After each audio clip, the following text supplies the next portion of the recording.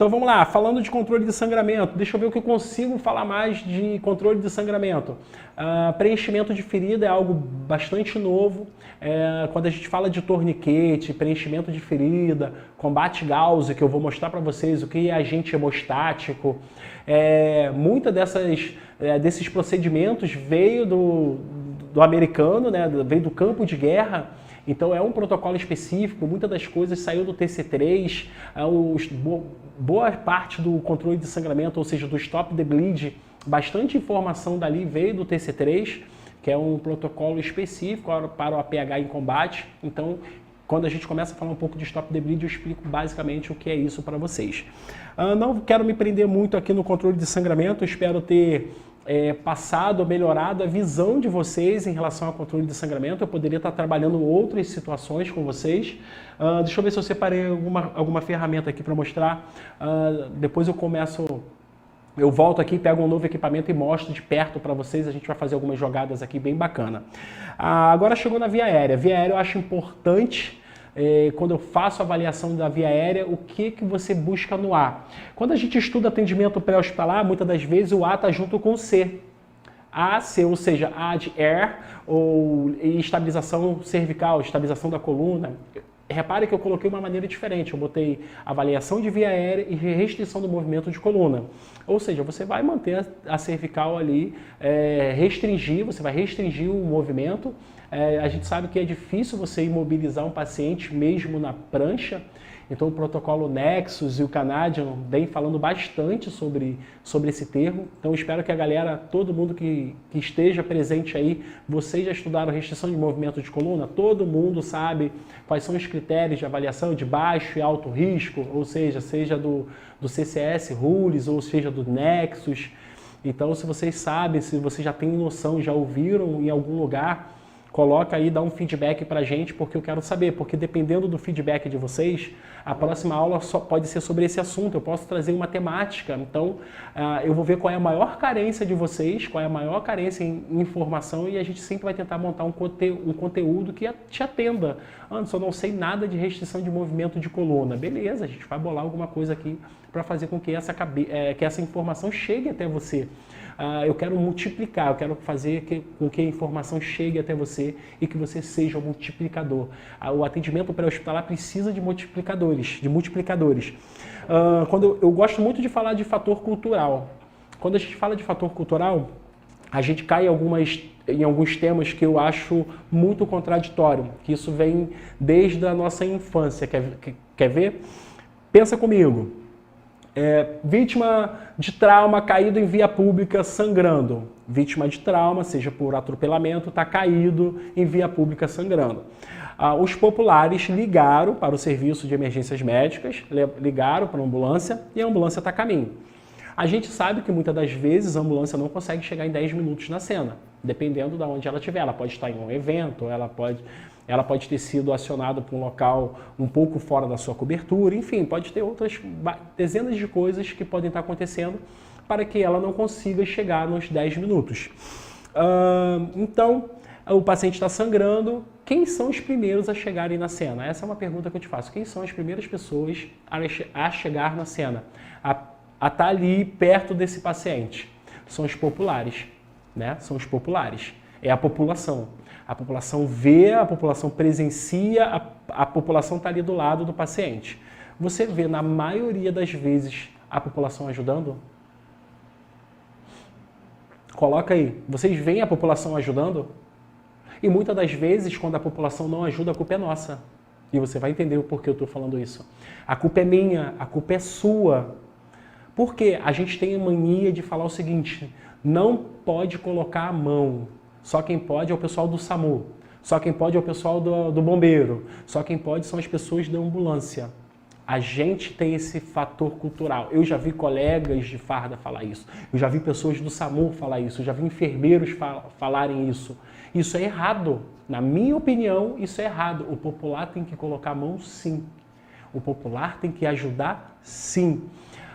O policial não deixou. Errado. Sabe por que eu falo com toda a propriedade que está errado?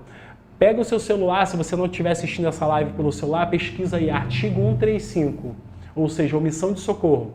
No artigo 135, através do Código Penal Brasileiro, ele diz o seguinte: todo e qualquer indivíduo, mesmo leigo, pertencente a qualquer área de ocupação, tem o dever de ajudar um acidentado ou necessitado. Ou seja, todos nós temos o dever de ajudar um necessitado ou acidentado. Então, aquela pessoa que vira para você e fala o seguinte: ó, você não pode colocar a mão, aquela pessoa não sabe o que fala. Porque o Código Penal Brasileiro me dá total, né, liberdade de colocar a mão, de ajudar esse paciente. Porém, eu não estou falando para aquela pessoa que não sabe nada, que nunca assistiu um filme, que nunca viu nada, que não tem noção nenhuma, vai pegar aquela pessoa e vai querer tirar de lá. Eu não estou falando isso.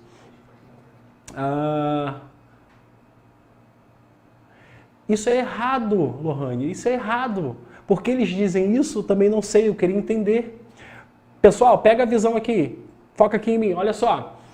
O paciente está sangrando, a ambulância não vai conseguir chegar em 10 minutos. Cara, é só entender, isso é fácil. Eu não sei o que passa na cabeça das pessoas. Vamos imaginar que a ambulância demora 15 minutos para chegar na cena. 15. E aquele paciente está com sangramento massivo. Ou seja, aquele sangramento que coloca em risco a vida dele. Quando a ambulância chegar, o que ela vai tratar? Uma paciente em parada cardiorrespiratória. A população não poderia ter colocado um pano limpo em cima daquele ferimento, ter feito um curativo compressivo? Uma pressão direta? Não poderia ter pego uma faixa, né, uma atadura, enfaixar aquele local da melhor maneira possível? Por isso que eu sempre ando com a minha carteirinha, legal, isso é muito bom, que é algo que você vai se identificar, isso é muito bacana, Elton. E às vezes eu fico triste por causa do nível das pessoas. As pessoas aqui, não vou dizer somente no Rio, a gente tem alguns colegas de farda, quando eu falo colega de farda, eu falo colega do SAMU, falo colega enfermeiro, enfim, que eles falam, o pessoal quer fazer curso para carteirinha. Gente, a carteirinha é só para se identificar. A carteira é como se fosse um certificado pequeno. Eu acho que eu preciso ser orientado, já vi popular atrapalhar muito o atendimento, né? Beleza, infelizmente. Mas olha só, pensa comigo. Ele está atrapalhando porque ele não sabe o que fazer, certo? Se ele não sabe o que fazer, a culpa é nossa. A culpa é da sociedade, a culpa é do Estado geral que não ensina ele a fazer alguma coisa. Eu não quero que ele faça muita coisa. Eu não quero que ele introduza uma cânula nasofaríngea. Eu só preciso que ele controle o sangramento. Gente, não é um ápice. Eu não quero que ele faça muito, eu quero que ele faça o básico. Vamos ensinar a controlar o sangramento. Eu acho já muito efetivo. Se a ambulância demora 15 minutos para atender um paciente, para chegar na cena, se esse paciente, se essa população, se esse popular tivesse feito uma pressão direta, já ajudaria demais. Vamos falar sobre 2 temas rápido. Choque compensado, que quando o seu organismo consegue compensar essa perda volêmica. Com o passar do tempo, eu estou perdendo muito sangue, esse choque entra no choque descompensado. Então a gente muitas das vezes pode ter hipotensão, boca seca, já estou taquicárdico, já estou pálido, enfim. E para reverter essa situação vai ser muito mais difícil. E de repente isso poderia ter sido evitado com um pano limpo, com uma pressão direta. Então se a pessoa te atrapalhou, outra coisa que você tem que ter bom senso. De repente ela estava tentando fazer o melhor. Uma coisa que eu gosto muito de passar para as pessoas, que as pessoas não entendem, ou então de repente... eu acho que a gente tem que ser bem flexível. Tem popular, eu sei que vai atrapalhar, que vai estar junto ali, não vai estar somando em nada. Dá função para ele. Vamos supor que seu paciente tem uma fratura, pede para ele arrumar papelão. Então, aquela pessoa que está te atrapalhando de verdade, você vai delegar uma função para ela. Pô, irmão, pega um papelão lá pra gente. O cara vai demorar 5, 4 minutos para pegar um papelão. Quando ele chegar, de repente o paciente já está na prancha ou já está dentro da tua ambulância. Então, você delegou uma função, ele se sentiu útil e você conseguiu ajudar o seu atendimento, ou seja, tirar quem estava atrapalhando.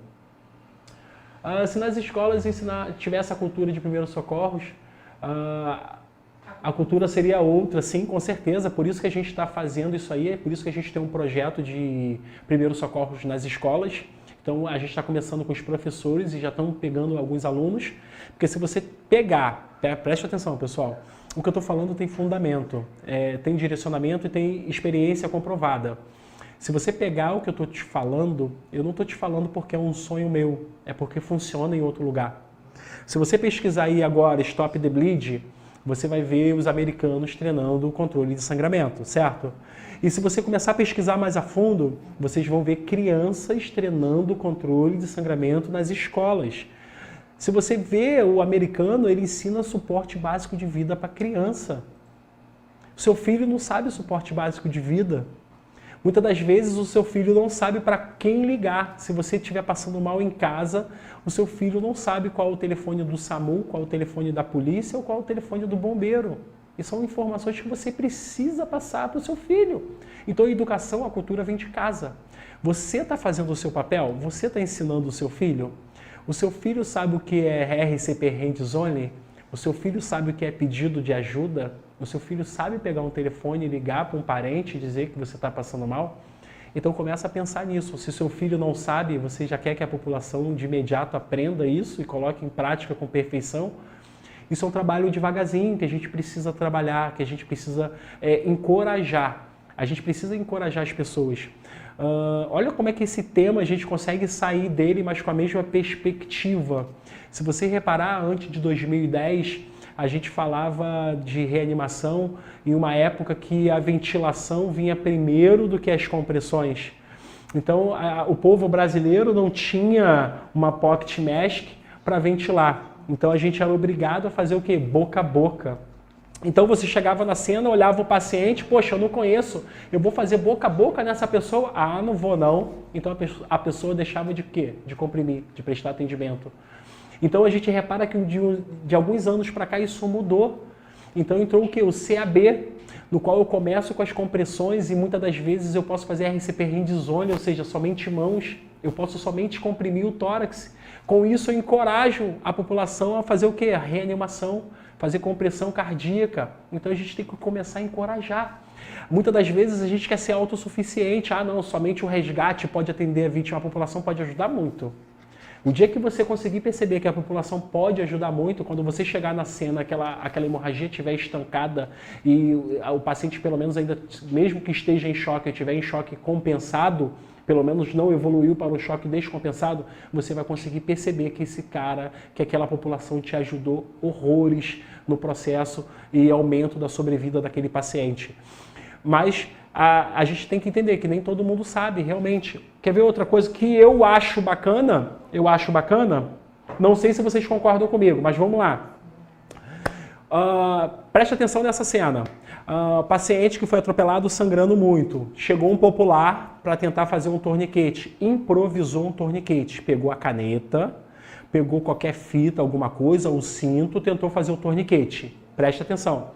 Não foi efetivo o torniquete, ou seja, a ambulância chegou e o cara ainda estava sangrando. E o popular lá, ó, girando, a caneta quebrou, ele colocou outra coisa. O que você diria se você fosse o profissional de saúde que estivesse nessa ambulância de frente para esse popular que tentou fazer alguma coisa e não conseguiu, não teve sucesso? Eu falo isso porque eu já vi diversas pessoas do atendimento pré-hospitalar chegar na cena, dar esporro, brigar com o cara que está tentando fazer alguma coisa. Brigar, dar esporro com aquele cara que está tentando ajudar. Então, quando muitas das vezes você faz isso, você perde um elo de ligação enorme. Aquela pessoa que de repente tem entusiasmo para fazer esse tipo de situação, tem vontade de entrar para o atendimento pré-hospitalar, tem vontade de ser da área, né, da enfermagem, da área da saúde, você começa a bater nele, você começa a desestimular, você começa a fazer com que ele não tenha mais vontade de atender, que ele não tenha mais vontade de ajudar o próximo. Ele não tem a obrigação de saber a mesma coisa que você sabe. Você está trabalhando numa ambulância, você tem uma formação, você tem um curso de atendimento pré-hospitalar. O cara está tentando da melhor maneira possível fazer com todo o conhecimento que ele tem, empírico, a ajudar aquela pessoa. Então, assim, muitas das vezes que eu passei por uma cena parecida e eu vi alguém tentando ajudar, cara, eu encorajei essa pessoa. Eu dei força, eu motivei, cara, obrigado, pelo menos você tentou, deixa que agora é comigo e agora, a partir de agora a cena é minha. Muito obrigado. Tem equipes de resgate que chegam na cena e nem agradece a população, nem agradece aquele cara que estava segurando a cervical. Você está desestimulando, você está desencorajando aquela pessoa a prestar novos atendimentos. Então, quando você chega na cena e você dá esporro, você briga, você é rude com essa pessoa, quando essa pessoa estiver passando por outro cenário parecido com esse, ele não vai atender. Porque ele vai esperar que uma pessoa que saia, ele vai esperar por um socorrista, por algum profissional que saia daquela ambulância com essa atitude que você teve. Então ele não vai querer tomar esporro de novo, tá? Então fica de olho aí que vocês precisam mudar esse tipo de pensamento, legal?